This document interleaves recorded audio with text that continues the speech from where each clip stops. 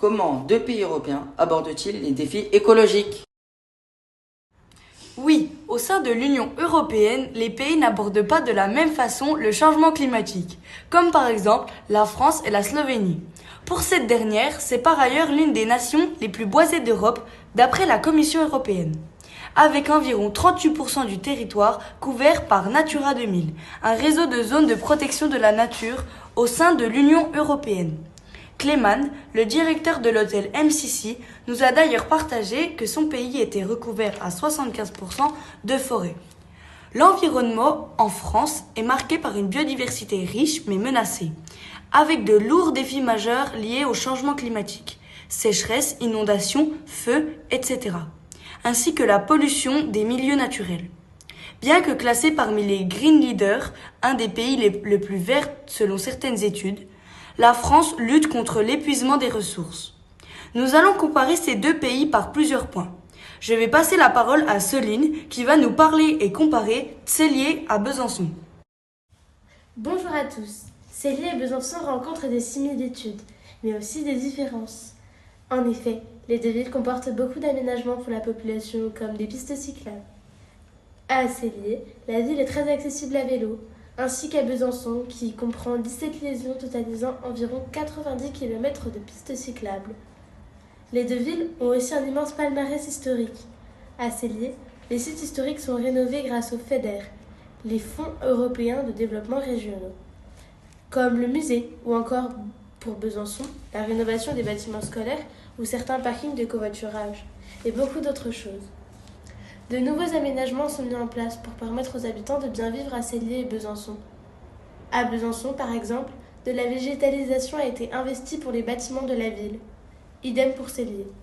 Cette dernière comporte de nombreuses fontaines, qui sont d'ailleurs approvisionnées en eau potable pour éviter l'achat de bouteilles d'eau qui pourraient se retrouver dans les espaces publics.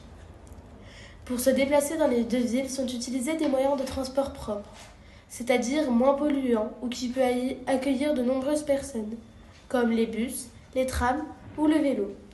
Par ailleurs, les deux villes comportent des bornes pour des vélos rechargeables et de nombreux chemins de randonnée. Je passe la parole à Louise qui va nous parler de Ljubljana, la capitale de la Slovénie, et de Paris, la capitale de la France. Bonjour à tous. Je vais comparer la capitale de la Slovénie avec la capitale de la France.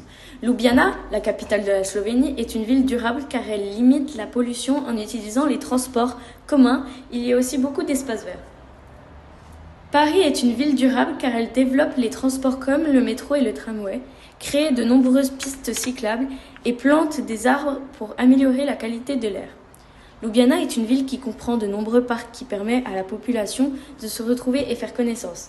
Mais la végétation permet aussi d'abriter des espèces animales comme les oiseaux. Je passe la parole à Léon qui va nous comparer deux stations de moyenne montagne de Slovénie et de France. Bonjour à tous. En effet, Metabier possède de nombreuses différences par rapport à la station slovénienne de Celia Koska. La première est la taille, 4 hectares contre 840 hectares pour Metabier. La deuxième différence est la longueur des pistes de ski. En France, à Metabier, il y a 73 km de pistes de ski de fond et 37 km de pistes de ski alpin, contre 1 km de pistes de ski alpin et aucune piste de ski de fond pour Celia Koska.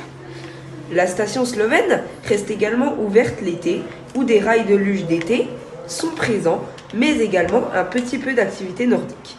Toutes ces installations ont été cofinancées par le FEDER. Metabier possède également une piste de luge sur rail, mais aussi des pistes de la luge sur rail et un bike park mondial, utilisé pour des compétitions olympiques.